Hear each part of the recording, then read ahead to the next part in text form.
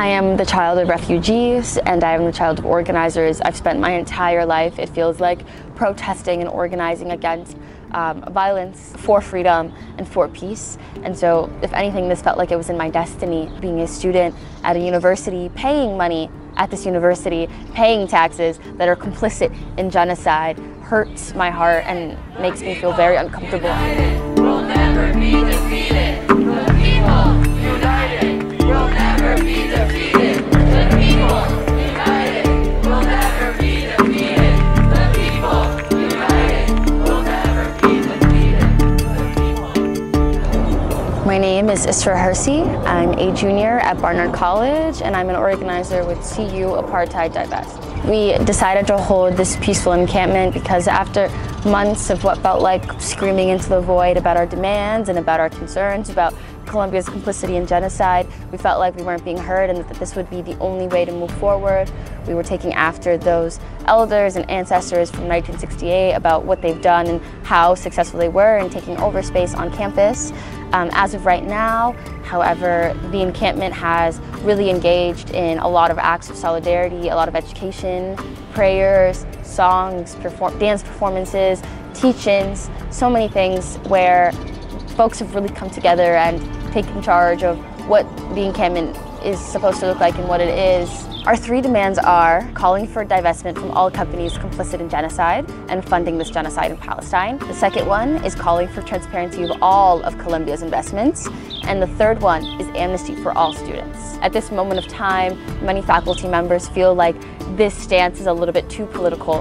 And so because of this, they have taken the stance of just focusing on free speech and calling for amnesty. However, the encampment stays steadfast in our focuses and our demands in divestment and doing whatever we can to help those folks in Gaza. And we do not appreciate folks just conflating this with students' rights and students' ability to have the freedom of speech, but rather focusing it entirely on Gaza and on that divestment. We actively are doing news updates from Palestine and singing Palestinian songs and holding circles in which that really focus on Palestine. We reject the dismissal of our calls for divestment, and we reject anybody who refuses to use the language of Palestine in their solidarity with us. As somebody who is complicit, I had to do something about it, and with that became doing this peaceful encampment. We've realized that over several months, despite the amount of actions that we've done, nothing has happened, nothing has changed, and the university has not listened.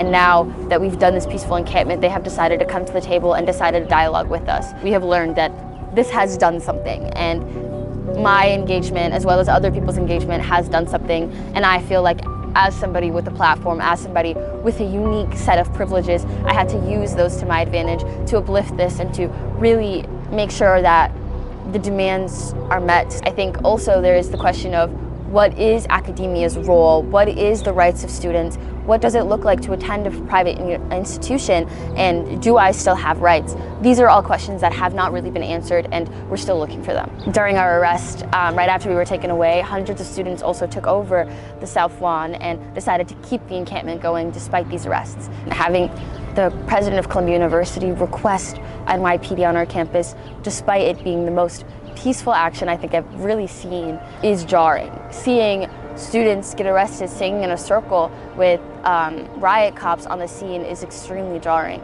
Seeing what felt like almost the entire student body and faculty witnessing what happens, or what happened to us, is extremely jarring. And I think that seeing the experience that these Columbia students went through, including myself, really pushed the needle forward when it comes to getting other students to get involved and do the same thing on their campuses, and also really stand in solidarity with those that have been arrested and have been held for hours and have lost access to things like campus and housing and food. And so I think when you find out about how severe the repression is at Columbia University, other students like couldn't do anything but to start and engage. It has been about 50 years since Columbia University has brought NYPD to our campus. The last time was 1968, and we really position ourselves in that history. We really learn from those ancestors, from those elders, about how they did it and why they did it.